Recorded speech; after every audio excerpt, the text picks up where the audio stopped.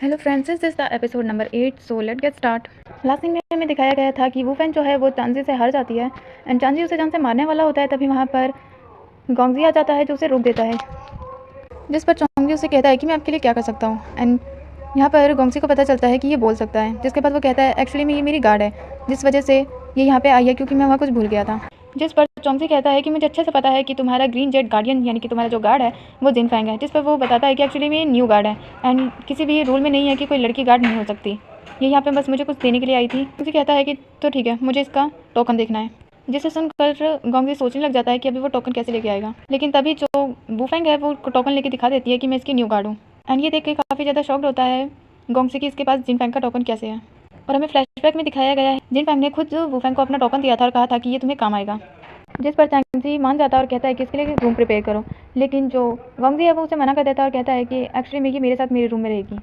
और साथ में उन्हें बताता है कि एक्चुअली में युन वू शैंग इसका पूरा नाम है एंड ये मेरी फियांसे है, इसी वजह से मैं इसे अपने साथ रखना चाहता हूँ। मेरे फादर के मरने के बाद मुझे माउंटेन पे आना पड़ा, जिस वजह से हमारी शादी पोस्टपोन्ड हो गई। एंड ये सुनने के बाद चांगजी जो है वो मान जाता है और इन दोनों को रूम में दिखाया जाता है, जहाँ पे वूफेंग जो है वो गोंगजी को ये सारी बातें बता रही होती है कि एक्चुअली में वो यहाँ पर कैसे आई और उसने जिनफैंग से फाइट की यहाँ आने के लिए। तो गोंगजी काफ़ी ज़्यादा खुश होता है, लेकिन साथ ही साथ जो वूफेंग है वो ये कह देती है कि मैं किसी को भी नहीं बताऊंगी कि मैं तुम्हारी वाइफ हूँ, इसलिए तुम फिक्र मत करो। और ये सुनने के बाद गोंगजी की स्माइल खत्म हो जाती है और वो उसे खाना को गर्म करने के लिए कहता है और कहता है कि मेरी वाइफ काफ़ी ज़्यादा भूखी है। जिसके बाद वूफेंग जो है वो खाना गर्म कर रही होती है और बहुत ही प्यार से गोंगजी उसे देख रहा होता है। जिसके बाद वो वूफेंग के पास आता है और उससे कहता है कि वो खाना गर्म कर लेगा, वो जाके बैठ सकती है। और खुद के लिए इस तरह खाना गर्म करते हुए जो वूफेंग है वो गोंगजी को देखती है और उसे काफ़ी खुशी होती है। और साथ में वो अपनी सिस्टर को याद करती है जिसने उससे पूछा था कि क्या उसकी कोई विश है, जिस पर उसने मना कर दिया था। और वो कहती है कि एक्चुअली में मेरी कोई भी विश नहीं है, मैं बस इतना चाहती हूँ कि तुम मेरे साथ रहो और एक लंबी ज़िंदगी जियो और एक हैप्पी ज़िंदगी जियो। और इन सबको याद करते हुए उसकी आंखों में आंसू आने लग जाते हैं। जिसके बाद दिखाया जाता है कि गोंगजी खाना गर्म करके ले आता है, जिसके बाद वो दोनों साथ में बैठ के खाना खाते हैं। और अभी भी वूफेंग अपनी सिस्टर और गोंगजी को देखते हुए काफ़ी ज़्यादा दुखी हो रही होती है कि एक्चुअली में वो गोंगजी को धोखा दे रही है। जिसके बाद हमें एक पेंटिंग को दिखाया जाता है और साथ में मिस्टर यो यानी कि डॉक्टर को, जो उस पेंटिंग को पढ़ रहा होता है। और तभी उसके पास एक सर्वेंट आता है और उसे बताता है कि एल्डर यू जो है उसकी डेथ हो गई है और एल्डर यू जो है वो एक्चुअली में डॉक्टर यू के फादर है, आई थिंक। जिसके बाद दिखाया जाता है कि गोंगजी के पास भी ये न्यूज़ आ जाती है एंड वो वाइट ड्रेस वाला पर्सन शुई जो है वो उसके पास ये न्यूज़ लेके आता है कि अभी के अभी तुम्हें यहाँ से जाना होगा। जिस पर गोंगजी मना करता है और कहता है कि अगर मैं यहाँ से गया तो इसका मतलब है कि मैं फ़ेल हो गया एंड मैं नहीं चाहता कि मैं फ़ेल हूँ। जिस पर शुई जो है वो उसे बताता है कि तुम वापस आके इसे कंटिन्यू कर सकते हो, तुम एक ज़रूरी काम से जा रहे हो, इस वजह से इसे कंटिन्यू किया जाएगा और तुम फेल नहीं माने जाओगे। और वो ज़रूरी काम ये है कि एल्डर यू जो है वो मर चुके हैं। एंड यहाँ पर पूरे महल के ऊपर जो है वो काफ़ी सारे पेंडेंट्स होते हैं जिन्हें श्वानजिन भी देखता है। और दिखाया जाता है कि ये बात सुनने के बाद गोंगजी काफ़ी दुखी होता है, यहाँ से जा रहा होता है और ये तीनों उसे दुखी होते हुए देख रहे होते हैं और उसके बारे में बातें करते हैं कि एक्चुअली में एल्डर यू जो है वो बिल्कुल गोंगजी के फादर की तरह था। वो काफ़ी ज़्यादा खुश था कि एल्डर यू ने उसे राजा चुना था, लेकिन उनकी मौत से मुझे लगता है कि उसे बहुत ज़्यादा दुख हुआ है। एंड सच में यहाँ पे गोंगजी काफ़ी ज़्यादा उदास होता है और उसकी आंखों में आंसू होते हैं कि एल्डर यू की मौत हो चुकी है। एंड वो अपने फ्लैशबैक को याद कर रहा होता है जहाँ पे वो एल्डर यू के साथ कितनी ज़्यादा अच्छे से रह रहा था और एल्डर यू ने ही स्पेशली उसे किंग के लिए चुना था। जिसके बाद दिखाया जाता है कि गोंगजी जो है वो वापस से मेंशन आ चुका होता है एंड सभी लोग उस पेंटिंग को और डेथ नोट को देख रहे होते हैं, जहाँ पर उसका मास्टरमाइंड कोई और नहीं बल्कि वूफेंग को बताया गया है। जिसे सुनने के बाद तो गोंगजी काफ़ी ज़्यादा दुखी होता है और कहता है कि मैं वूफेंग को नहीं छोड़ूंगा।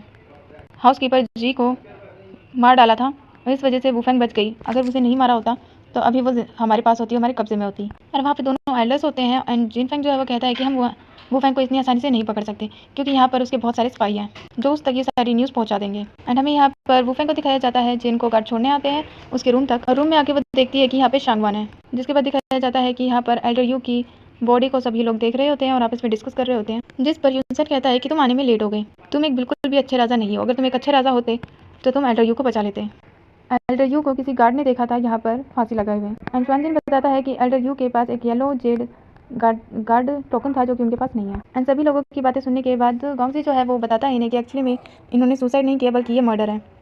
सभी लोग उस डेथ नोट को ध्यान से देखने लग जाते हैं। जिसके बाद दिखाया जाता है कि यहाँ पर वूफेंग एंड शांगवान आपस में बातें कर रही होती है कि एल्डर यू जो है वो मर चुके हैं। जिस पर शांगवान कहती है कि एक्चुअली तुम वहाँ पे खतरे में थी, मुझे पता है, इस वजह से यहाँ पर ये सब हुआ। वो कहती है कि तुमने मेरा मिशन ख़राब कर दिया, तुम्हारी वजह से मुझे माउंटेन हिल से वापस आना पड़ा, वहाँ पे सब कुछ ठीक था।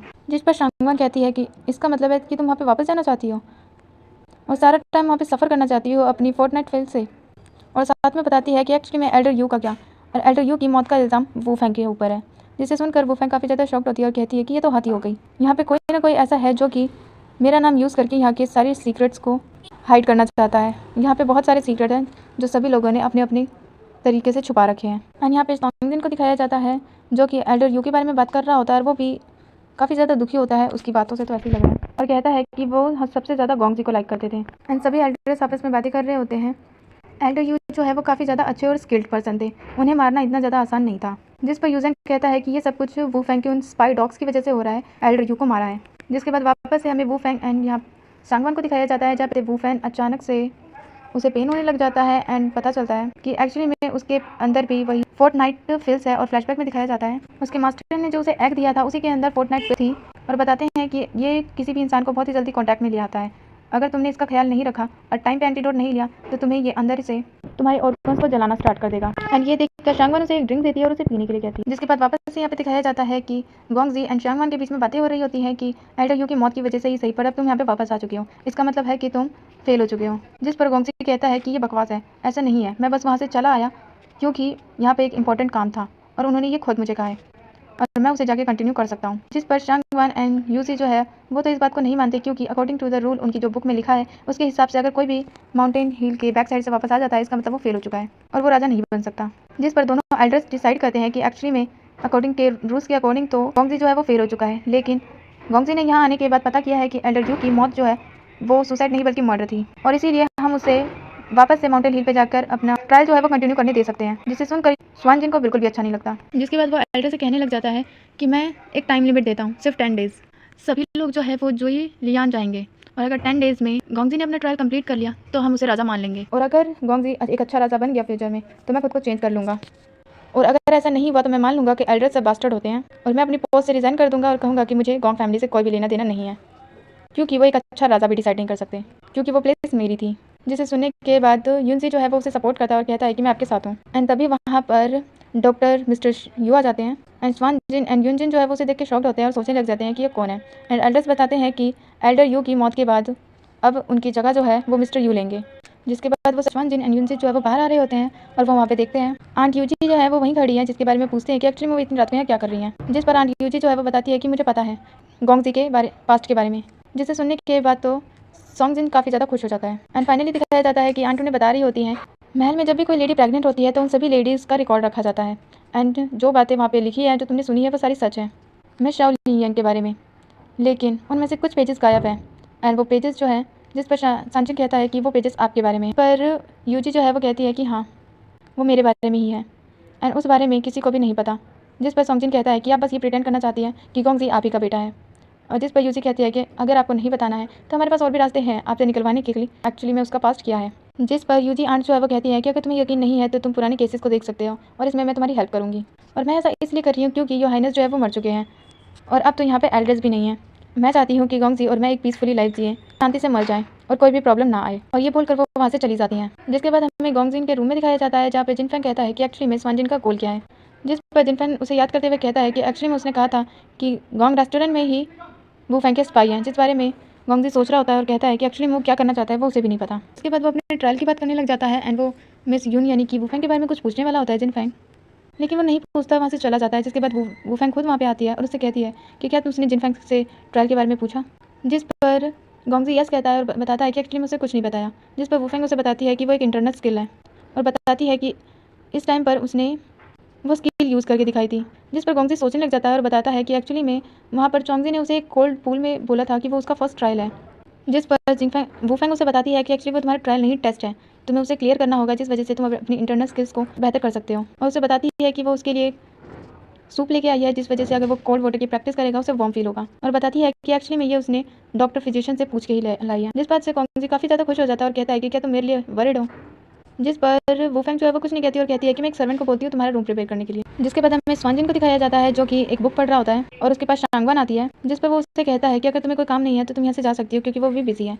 जिस पर शांगवान कहती है कि वो बस उसके साथ कुछ टाइम स्पेंड करने आई है, टी सर्व करती है और उसकी ब्लैक कलर की इंक में एक वाइट रोज़ वाटर डालती है और बताती है कि फ्लावर का मतलब होता है डेंजरस और काफ़ी ज़्यादा जेंटल और चार्मिंग जो तुम्हें डिजर्व करता है। जिस पर शांजिन कहता है कि मुझे पता है कि फ्लावर का मतलब होता है डेंजरस और चार्मिंग, पर तुम्हें क्या पता है फ्लावर का मतलब विनर भी होता है। जिस पर शांगवान कहती है कि मेरी गलती है कि मैंने तुम्हें पूरी बात नहीं बताई। जिसके बाद वो ऐसे ही पोइट में कुछ फ्लावर का डिस्क्रिप्शन करते हैं एंड वो बताने लग जाता है कि वो काफ़ी ज़्यादा लकी है कि उसे गोंग फैमिली का प्लांट मिला। एंड शांगवान जो है वो उसे बैठ के बहुत प्यार से देख रही होती है एंड शांगवान बताता है कि बॉय फ्लावर जो है वो क्राउन प्रिंस को डिजर्व करता है। और वो उसे बहुत सारी बातें बताता है और बताता है कि इसलिए मुझे फ्लावर बहुत पसंद है। इसके लिए कुकिंग करना चाहती हूँ, क्या वो उसके लिए कुछ प्लांट फ्लावर में प्रिपेयर करे। जिस पर शांगवान कहता है कि तुम अपना टैलेंट वेस्ट कर रही हो, क्योंकि इस सब का कोई फ़ायदा नहीं है, ये मुझे पसंद नहीं है। जिस पर शांगवान कहती है कि क्या तुम्हें चिकन और फिश पसंद नहीं।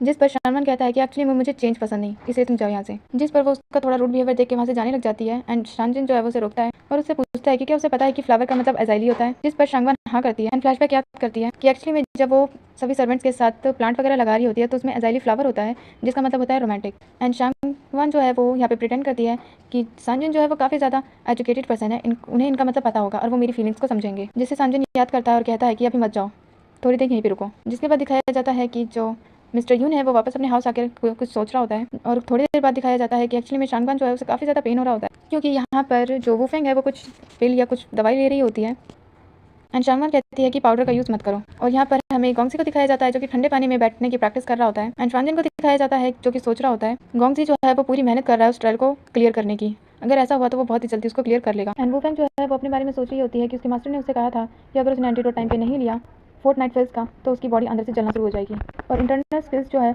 वो उसकी बॉडी को कूल रखता है। तो ये सब याद करते हुए वो कहती है कि मैं समझ गई एंड ये ऐसा इसलिए कहती है ताकि वो गोंगजी की इंटरनल स्किल में हेल्प कर सके और यहीं पे हो जाता है एक्सप्लेनेशन ओवर।